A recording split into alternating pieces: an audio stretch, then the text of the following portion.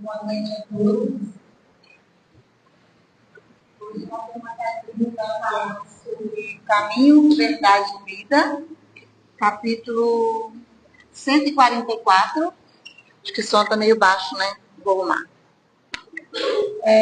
O que temos com o Cristo, tá bom? Vamos fechar nossos olhos para que a gente possa entrar em sintonia com o alto, bom? Querido amigo Jesus, queremos te agradecer, Senhor, neste momento, por estarmos aqui reunidos mais uma vez em seu nome. Que o Senhor possa nos abençoar, nos harmonizar, para que o estudo da noite que a Catherine vai trazer para a gente possa chegar e tocar fundo em nossos corações, nos ajudando, Senhor, nessa caminhada evolutiva, nesta vida, como em todas as outras que tivemos, pois sabemos que esta é o melhor estágio que já fizemos neste planeta até o momento. Então, que o Senhor nos abençoe, nos ilumine hoje e sempre. Que assim seja.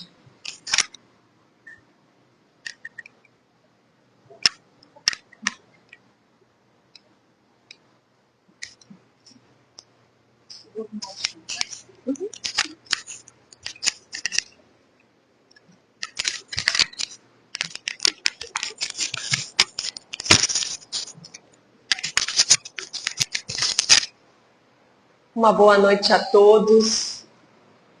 Que Jesus nos abençoe, nos inspire, que possamos todos recolher aqui nesses momentos tudo que nós estamos necessitados. Mas principalmente que esse texto da noite de hoje possa nos instruir e nos auxiliar no nosso dia a dia, para que a gente esteja mais atento, para que a gente esteja mais vigilante às dificuldades que vão surgindo no caminho. A pergunta endereçada pelo Emmanuel na noite de hoje é para cada um de nós. O que temos com o Cristo? Que tipo de relação nós estamos estabelecendo com a religião? Com aquele instrumento que Deus nos ofereceu para que nós possamos ter uma relação direta com Ele. Que tipo de relação nós estamos estabelecendo? É uma relação de mão dupla, onde eu ofereço na medida em que eu recebo? Ou eu ainda venho somente na busca de receber? Sem nenhum compromisso mais profundo com a minha transformação, com a transformação moral que eu preciso realizar? Que tipo de vínculo nós estamos criando nessa existência com Jesus? E como essa relação, esse vínculo, afeta o meu ambiente, o meu entorno? Porque o nosso convívio com os outros, ele está diretamente relacionado com a nossa capacidade de nos relacionarmos com Deus, com Jesus. Porque Ele mesmo nos disse: aquele que me ama, guarda as minhas palavras. Ou, dependendo da tradução, guarda os meus ensinamentos. Será que nós já estamos na condição de dizer que nós amamos o Cristo? E o guardar aqui não é colocar um Novo Testamento no bolso e andar com ele na bolsa, para cima e para baixo. Guardar os seus ensinamentos é colocá-los em prática, é observar, é aplicar no nosso dia a dia. E é isso que vai demonstrar o tamanho do nosso amor por Jesus. A intimidade que temos com Ele, a ligação profunda ou a ligação superficial que nós estamos estabelecendo com Ele. Emmanuel, no texto da noite de hoje, ele vai transitar entre a nossa relação pessoal e como isso afeta diretamente a nossa sociedade. Porque a sociedade, as instituições, são compostas por pessoas. E isso está relacionado com o aproveitamento ou não dessas instituições na obra, no desenvolvimento da mensagem do Cristo aqui no planeta Terra. Cristo quer que nós mostremos para Ele que nos relacionamos com Ele, cumprindo ou observando ou guardando os seus ensinamentos.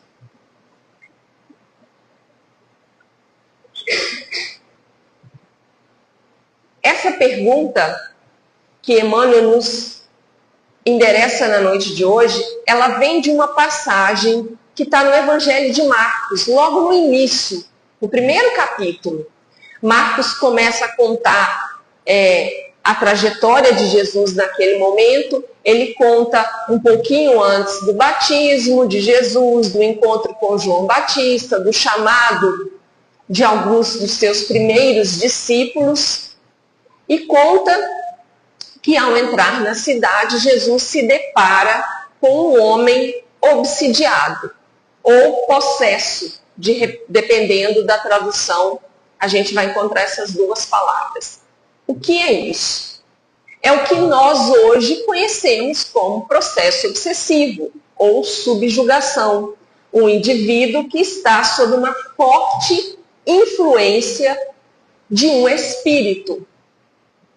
E essa influência se dá pela ligação mental entre os dois. Por quê? Porque o encarnado se sintoniza com aquele espírito. Nesse caso, dessa passagem, não era apenas um espírito. Eram diversos espíritos que estavam ali, de uma certa forma, influenciando profundamente aquele indivíduo. E esses espíritos se denominavam legião, exatamente porque eram muitos. E eram espíritos que se compraziam em ficar nas sombras, no mal, nas trevas. Então eles estavam ali cobrando daquele indivíduo algo que ele havia feito no passado, e esse processo de tentativa de vingança, essa falta do perdão, abriu essa sintonia, criou essa sintonia entre o indivíduo e essa legião de espíritos. De forma que esses espíritos dominavam completamente aquele indivíduo. E naquela época não se tinha conhecimento suficiente para dialogar com aqueles espíritos. Então essas pessoas, elas ficavam à margem da sociedade. Muitos ficavam presos em casa porque se tornavam agressivos por conta dessa influência. Então muitos eram isolados da sociedade porque eles não sabiam o que fazer para esclarecer aqueles espíritos e podê-los encaminhar para o seu local de destino após a passagem da vida material para a vida espiritual. E ao se aproximar daquele indivíduo obsidiado, os espíritos, através dele, questionam Jesus. Que temos contigo, Nazareno? Vieste destruir-nos? Bem sei quem és, o Santo de Deus. Então, naquele momento, aqueles espíritos reconheciam a autoridade moral de Jesus, a luz que emanava dele. Eles sabiam que Jesus era o Santo de Deus, era alguém puro, alguém iluminado. Eles tinham já essa capacidade de perceber, mas eles não queriam a mudança de atitude. Eles queriam continuar no seu processo obsessivo de vingança, de resolver com as próprias mãos, de seguir o que era dito no Antigo Testamento: olho por olho, dente por dente. Então eles não queriam ser incomodados por Jesus. Eles queriam permanecer como estavam, naquele estado de acomodação, tentando fazer justiça com as próprias mãos. Mas Jesus, bem depois, ele vem falar: ouviste o que foi dito. Antes era olho por olho, dente por dente. Eu, porém, vos digo. Quando ele coloca eu, porém, ele está fazendo uma marcação no tempo. Antes de mim, isso até poderia ser aceitável. Mas a partir de mim, da minha mensagem, do meu exemplo, não existe mais olho por olho, dente por dente. Existe o perdão das ofensas, o amor irrestrito. E ele vai, naquele momento ali, expulsar aqueles espíritos de perto daquela pessoa. E ao expulsar, ele cria uma comoção em todos aqueles que estavam assistindo àquela cena. Porque eles sabiam que ninguém tinha tamanha autoridade para expulsar espíritos, principalmente uma legião. Então, a partir daquele momento, o Evangelho de Marcos vai contando que inúmeras pessoas naquela tarde procuraram Jesus. E ele fez muitas curas, não só de processos obsessivos, mas também curas de processos físicos. E aí Emmanuel vai comentar essa passagem, esse caso de obsessão, trazendo isso de uma forma muito atual. Ele começa o texto assim: grande erro supor que o Divino Mestre houvesse terminado o serviço ativo no Calvário. Então, para aqueles que olharam a história de Jesus e, a partir do Calvário, acharam que estava tudo terminado, ele já inicia esclarecendo que não. Que o que fez a mensagem de Jesus chegar até nós nos dias de hoje foi exatamente o que aconteceu após o Calvário, após a crucificação. A ressurreição de Jesus, aqueles dias que ele passou com todos os seus discípulos e seguidores após a crucificação, em espírito, ensinando, é o que fez com que a sua mensagem se dilatasse no tempo e no espaço e pudesse chegar até a gente hoje. Porque a tarefa dele estava cumprida. Ele veio nos mostrar que a vida não acaba com o corpo físico. Que a vida não é só matéria. Que a matéria, ela é uma necessidade do espírito para evoluir.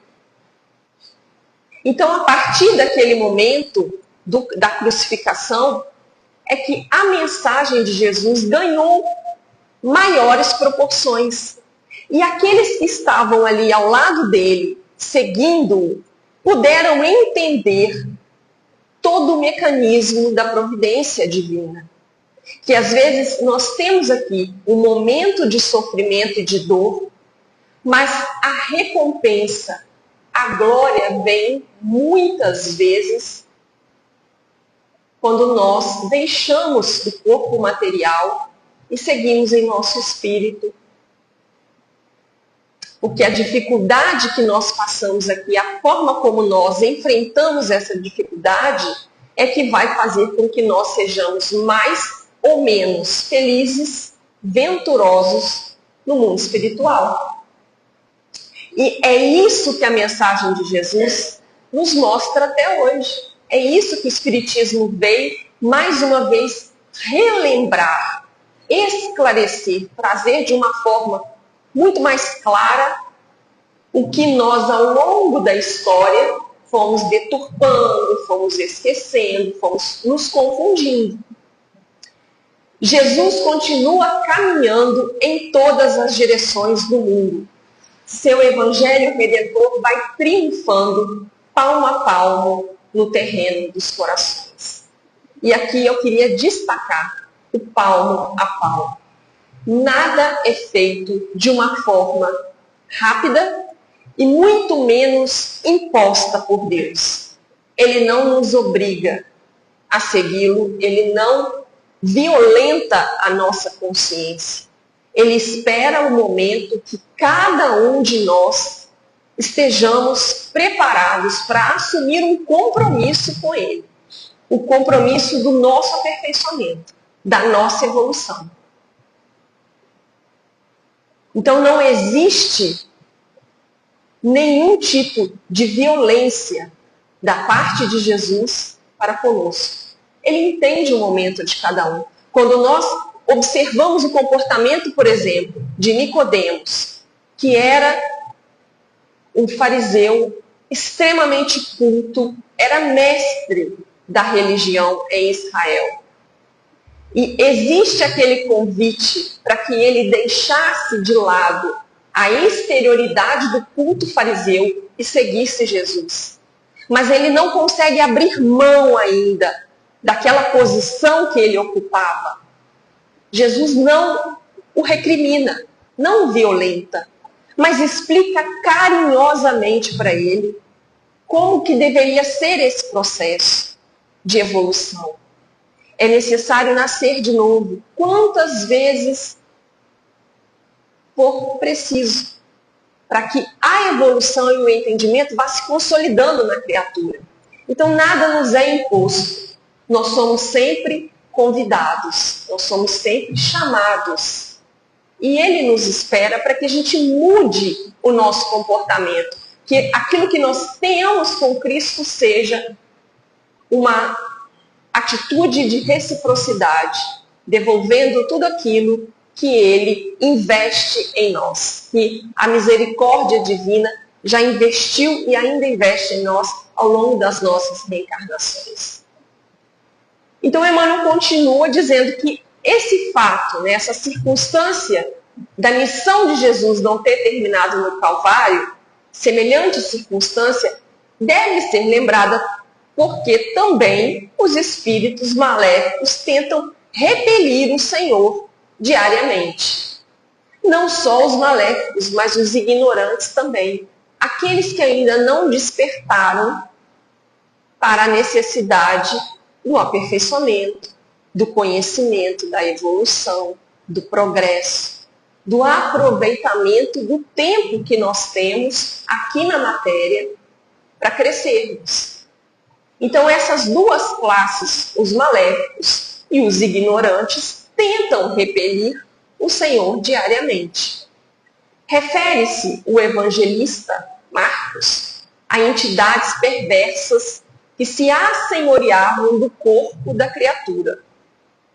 Mais adiante a gente vai trazer um texto de André Luiz que explica esse processo detalhadamente. Entretanto, essas inteligências infernais prosseguem dominando vastos organismos do mundo. E agora ele começa a fazer uma transposição. Ele sai do indivíduo e vai passar para o coletivo. Para aquilo que as instituições têm que se atentar.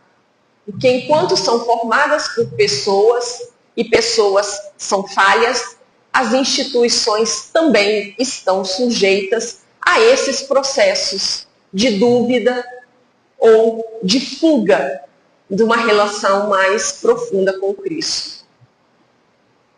Na edificação da política, e Emmanuel tem vários textos tratando de política, e a política é uma das ferramentas divinas para poder trazer não só os benefícios, mas também trazer o progresso, trazer uma série de situações para os indivíduos. Então, quando nós olhamos para a política com um preconceito, julgando que aquilo não é de Deus, nós estamos aí cometendo um erro, porque ela deveria ser instrumento de Deus. Então, na edificação da política, erguida para manter os princípios da ordem divina, para isso que ela foi criada, para manter os princípios da ordem divina.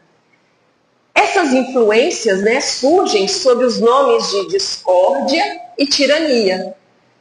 Outra força divina colocada para nós é o comércio. O comércio formado para estabelecer a fraternidade entre os povos. Então, essas influências aparecem com os apelidos de ambição e egoísmo. Então, aquilo que deveria ser instrumento para gerar a fraternidade entre os povos, vira instrumento de dominação, de tirania. Naquele desejo que o ser humano ainda tem de levar vantagem em cima do outro. Nas religiões e nas ciências, organizações sagradas do progresso universal acodem pelas denominações de orgulho, vaidade, dogmatismo e intolerância sectária. Então, essas influências que chegam nesses organismos que deveriam estar no mundo para servir ao Cristo, elas chegam porque a criatura humana ainda está impregnada de todos esses sentimentos inferiores. Essas forças, elas estão subjugadas, como aquela criatura estava pela legião de espíritos, subjugadas aos vícios morais das criaturas humanas. Por isso nós olhamos para a sociedade e nós muitas vezes nos decepcionamos com a religião, com a política, com as relações entre os países, porque são reflexo dos erros das criaturas humanas. Não somente o corpo da criatura padece a obsessão de espíritos perversos. Os agrupamentos e instituições dos homens sofrem muito mais, porque ali vira uma situação coletiva. Às vezes, uma maçã estragada apodrece o cesto inteiro. E às vezes, um indivíduo semeando a discórdia, a desunião, a dúvida, a intolerância, é capaz de contaminar o ambiente todo. Por isso nós devemos estar atentos, não só dentro das instituições religiosas, mas em todos os agrupamentos que nós fazemos parte. E quando Jesus se aproxima através do Evangelho, pessoas e organizações indagam com pressa: que temos com o Cristo? Que temos a ver com a vida espiritual? Então, muitas vezes, se a pessoa chega com uma boa intenção, dentro de uma determinada organização, de uma instituição, onde inúmeras coisas erradas estão acontecendo, subornos, corrupções, desvios, e etc. Não vamos entrar nesse mérito. Mas às vezes alguém chega lá e procura ter uma conduta moral correta. Ou essa pessoa é demitida, ou essa pessoa muitas vezes é ridicularizada ou agredida. Se houver a possibilidade, vamos afastar essa pessoa para que não atrapalhe os nossos interesses pessoais. Se não há essa possibilidade de afastá-la, então vamos semear ali o desejo de fazer parte. Se a pessoa se mantém firme no seu propósito, na sua conduta, muitas vezes ela é atacada pelos outros. E aí pode surgir uma série de processos, como calúnias, como segregação ali dentro do ambiente. Então, estão percebendo como o defeito da criatura humana toma proporções muito maiores quando existem esses agrupamentos? Como a nossa conduta correta, de acordo com aquilo que nós aprendemos com o Cristo, é capaz de incomodar os outros e, ao mesmo tempo, influenciar para o bem os outros. É preciso permanecer vigilante à frente de tais sutilezas. porquanto o adversário vai penetrando também os círculos do espiritismo evangélico, vestido nas túnicas brilhantes da falsa ciência. Mas Kardec, ele vinha, durante várias vezes, na sua obra, destacando esse aspecto da doutrina espírita, de religião, de ciência e filosofia. Mas lá no livro O Consolador, se eu não me engano, na questão 236, a resposta de Emmanuel a uma pergunta que foi feita, se não me engano, ela está aqui. Essa aqui. Como interpretar essa ansiedade do proselitismo espírita, esse desejo que às vezes nós temos de trazer todo aquele que pensa diferente para o nosso lado, né? Em matéria de fenomenologia, ante a necessidade de iluminação. Então, como que a gente vai conciliar? E Emmanuel dá essa resposta no livro O Consolador. Eu peguei aqui apenas um trecho destacando para a gente pensar na noite de hoje. Ele vai dizer que o espiritismo sem evangelho pode alcançar as melhores expressões de nobreza, mas não passará de uma atividade destinada ou a modificar-se ou desaparecer, como todos os elementos transitórios do mundo. Por quê? Porque o que importa, de fato, é a iluminação da criatura. Nós não estamos aqui para trazer pessoas para a nossa casa. Nós estamos aqui para trabalhar o nosso íntimo. Se o nosso exemplo fizer com que outras pessoas queiram conhecer o Espiritismo, é porque nós estamos no caminho certo. É por aí que começa o trabalho. Aquele trabalho palmo a palmo, coração a coração. É assim que tem que ser desenvolvido. Não é em grande quantidade, mas é em qualidade. É em cada um que está aqui buscar a cada dia ser um pouquinho melhor. Então, o texto que eu gostaria de trazer para a gente ir pensando a respeito dessas influenciações que às vezes nós somos vítimas, é um texto que está no livro Estude Viva. É um livro interessante, porque ele vai alternando mensagens do Emmanuel e mensagens de André Luiz. E ele foi psicografado também por 2 médiuns. Alguns capítulos por Valdo Vieira e outros capítulos por Chico Xavier. Então, essa mensagem especial, ela é do André Luiz.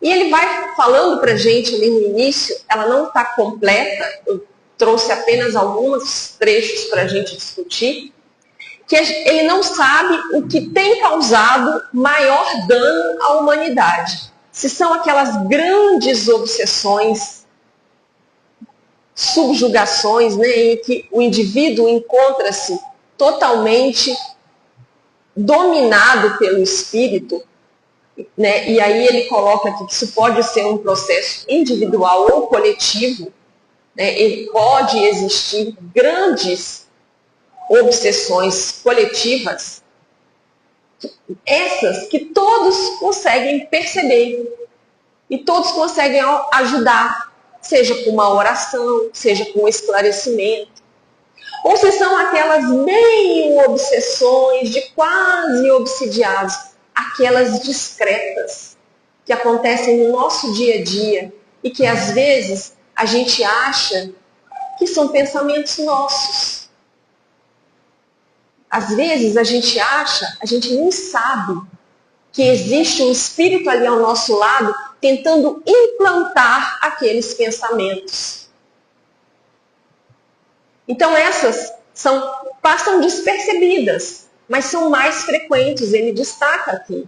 E elas minam as energias de uma só criatura incauta, influenciando o roteiro de legiões de outras. Então, muitas vezes, isso começa com uma pessoa dentro do nosso lar E de acordo com que aquilo vai encontrando ressonância, a família inteira termina prejudicada. Ou o ambiente de trabalho inteiro, ou a casa espírita inteira. Então são essas discretas e pequenas que merecem mais atenção. E aqui ele vai dar a dica para a gente de como a gente vai identificar esse processo na gente.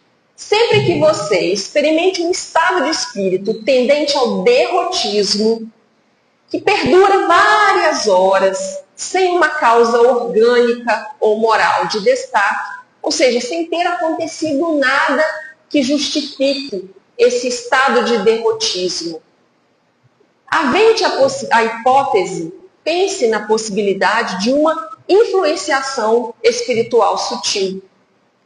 Dentre os fatores que mais revelam essa condição da alma, incluem-se. E aqui é importante a gente salientar, prestar atenção, se nos últimos 15 dias nós não nos encontramos em um desses tópicos. Dificuldade de concentrar ideias em motivos otimistas. Hoje em dia nós estamos aí já com dificuldade de concentração, porque são muitos aparelhos tecnológicos que chamam a nossa atenção e muitos de nós já estamos com dificuldade de manter o foco. Agora ele destaca aqui, se isso é dificuldade de concentrar em motivos otimistas, se isso é recorrente, já liga um sinal de alerta, porque nós podemos estar sendo influenciados. Ausência de ambiente íntimo para elevar os sentimentos em oração ou concentrar-se em leitura edificante. Isso também pode ser uma influenciação. Quando você não consegue sequer fazer uma prece. Quando você está no meio da prece e de repente o seu pensamento viaja para outros assuntos, outras preocupações, pode ser uma influenciação. Você começa uma leitura e não consegue dar seguimento. Ou você lê e daí em instantes já se esqueceu daquilo que leu. Indisposição inexplicável, tirando as causas orgânicas, né? Porque é claro que a criatura também pode passar por problemas físicos que vão causar essa indisposição. Excluída essa possibilidade de um problema físico, ficar atento a essas indisposições inexplicáveis, a tristeza sem uma razão aparente, pressentimentos de desastre imediato. Isso é muito comum. Aquela sensação que vai acontecer algo gravíssimo a qualquer momento, que nos deixa sobressaltados, que deixa nosso coração disparado. Isso pode ser uma influenciação. Aborrecimentos imanifestos por não encontrar semelhantes ou assuntos sobre quem ou o que descarregá-los.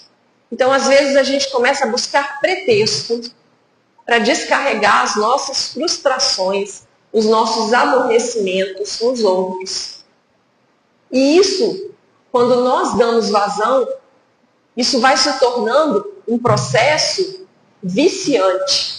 Porque a gente começa, existem pesquisas da Associação de Psicologia Americana, fez essa pesquisa numa determinada empresa, eles colocaram um saco de pancadas. Então, toda vez que a pessoa estava um pouco irritada com o chefe, com um colega, poderia entrar numa sala e descontar naquele saco de pancadas todo o seu estresse. E foram percebendo que à medida que o tempo passava, a pessoa ia descontar e sentia aquele alívio. Aquele alívio, passou. As pessoas foram se tornando viciadas. Aquele indivíduo que ia uma vez por mês, ou uma vez a cada 3, 2 semanas, passou a estar ali quase que diariamente. De tal forma que tiveram que retirar o saco de pancadas, porque a produtividade estava caindo muito. Então, quando a gente entra nesse processo de querer descontar a nossa frustração no outro, a gente entra também num processo viciante. A gente perde o controle, porque às vezes descontar no outro ou no saco de pancadas libera em nós hormônios que nos trazem bem-estar. Só que a gente esquece que às vezes o saco de pancadas é um pai, uma mãe, o marido, a esposa, o filho, o chefe, o colega de trabalho, que não tem nada a ver com os seus problemas, os seus aborrecimentos. E a gente vai plantando ao nosso redor a discórdia, as dificuldades. Então, muita atenção, é isso que ele vai trazendo. Às vezes a gente entra nesse ciclo vicioso de descontar no outro as nossas frustrações.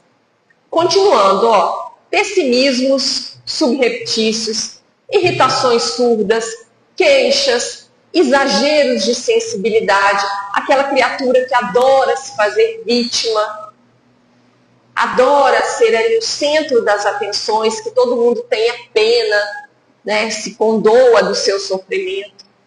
Aptidão a condenar quem não tem culpa. Interpretação forçada de fatos e atitudes, seja sua ou dos outros, né, que você sabe que não corresponde à realidade, mas você passa a querer que aquilo ali seja a realidade, então você força a interpretação. Hiperemotividade ou depressão raiando na iminência de pranto. Ânsia de investir-se no papel de vítima ou de tomar uma posição absurda de auto-martírio. Ah, como eu sofro, coitadinho de mim. Teimosia em não aceitar para você mesmo que haja uma influenciação espiritual consigo. Mas, passados minutos ou horas daquele acontecimento, vem a mudança de impulsos, o arrependimento, a recomposição do tom mental e, não raro, a constatação de que é tarde para desfazer o erro consumado. Então, depois que você já se entregou a esse ambiente de viciação mental, às vezes é difícil consertar os estragos que foram causados por um instante de invigilância. Então, esse texto do André Luiz, todos nós deveríamos ler e reler com frequência, porque são situações tão comuns no nosso dia a dia que a gente não consegue muitas vezes perceber que estamos abrindo sintonia para essas inteligências ou maléficas ou ignorantes nos prejudicarem, atrasarem a nossa evolução, nos fazerem de instrumentos para que eles possam agir no mundo de uma forma contrária aos interesses do Cristo. Então, ele termina esse texto chamando a atenção, se todos nós observarmos nos últimos 15 dias, a maioria vai chegar à conclusão que incorreu em 1, 2 ou 3 desses tópicos que ele destaca como itens, né, de processo obsessivo. E o que fazer numa situação dessa? O que fazer quando, às vezes, a gente se encontra em um momento de tanta influência que a gente não consegue sequer fazer uma prece ou ter uma leitura edificante? Busque se retirar, meditar. Ouça uma música com vibrações elevadas.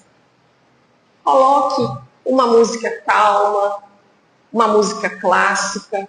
Mude a frequência do ambiente em que você está. É como se você passasse a sintonizar uma outra estação de rádio. Passado aquele momento inicial, que às vezes a música pode te auxiliar a encontrar esse equilíbrio, faça uma prece. Porque aí você já vai ter aquela sintonia necessária para concentrar na sua prece. Para que seja uma prece sincera, espontânea, né, com o coração aberto. E nesse momento da prece, os nossos mentores, os nossos anjos guardiões vão se aproximar e a gente pode pedir para que, se houver algum irmãozinho que esteja nos influenciando, possa ser encaminhado para um centro espírita, um local de tratamento, de esclarecimento. Passada a prece, busque mudar o seu ritmo, o seu dia a dia. Se existem situações que te colocam nesse estado de depressão, de ansiedade, evite. Se você liga a televisão para ver um jornal e você fica sabendo de todos os crimes do mundo e isso te deixa com a fé abalada, em dúvida se estamos ou não no caminho certo, evite. A informação vai chegar até você de outras formas. Evite assistir coisas, ouvir coisas, entrar em sites que te causam perturbação mental. Busque sempre estar sintonizado com o bem. Utilize o seu tempo para fazer uma leitura, para ouvir uma boa música, para ouvir uma palestra na internet. Busque estar com a mente sempre sintonizada com o alto. E à medida que isso vai acontecendo, a gente vai percebendo que cada vez menos nós vamos sofrer essas tentativas de ataque. Esta reunião da casa de hoje, enquanto estamos aqui ouvindo o estudo, lá dentro, na reunião mediúnica, muitos dos nossos amigos espirituais que foram atraídos pelas nossas vibrações, pelos nossos pensamentos, que se tornaram obsessores. E olha, gente, o processo obsessivo, ele não se dá, os espíritos são malvados. Não são os espíritos, não, somos nós que atraímos. Então, por que isso acontece ao mesmo tempo? Eles estão sendo esclarecidos dos erros que estão cometendo. E nós também estamos sendo esclarecidos sobre como nós precisamos nos portar para que isso não venha a acontecer. Para que a gente chegue na casa espírita bem, para que a gente possa ser doador de fluidos e não venhamos aqui na condição daquele que só quer receber. Para que nós possamos também contribuir com o trabalho através do nosso perispírito equilibrado, da nossa mente equilibrada, a gente possa vibrar de tal forma que a gente auxilie a equipe da casa com os trabalhos que acontecem lá dentro, na reunião mediúnica. Então, todos nós temos algo a oferecer para Jesus. O que nós temos que perguntar é se nós queremos assumir esse compromisso. O que temos com Cristo? Essa é uma pergunta que cada um de nós vamos ter que buscar responder. O que temos com Cristo? A necessidade de estar sempre batendo aqui como necessitado? Ou já o compromisso em fazer parte daqueles trabalhadores que vão auxiliar o progresso do planeta, o progresso das instituições, o progresso das organizações, o progresso da casa espírita? De que lado nós queremos estar? Dos necessitados ou dos trabalhadores? Essa é uma escolha individual. Ele não vai nos obrigar, ele não vai nos forçar a nada, mas ele nos espera de braços abertos. E Kardec já entendia isso, quando ele falava que a felicidade da criatura, ela é proporcional ao grau de evolução de cada um. Ele estava nos falando que essa paz interior, o sentido da vida, essa vida plena e abundante que Jesus nos prometeu, ela só vai acontecer à medida que nós vamos evoluindo. Então, que nós possamos estar sempre em movimento em direção a isso, para que no final a gente viva essa vida plena, a gente tenha essa felicidade constante, perene nos nossos corações, independente daquilo que nos cerca, independente da situação que estamos, porque Cristo estará conosco. Uma boa noite a todos, que a paz de Jesus possa nos acompanhar durante toda a nossa semana, nos nossos lares, nos nossos ambientes de trabalho. Fiquem com Deus.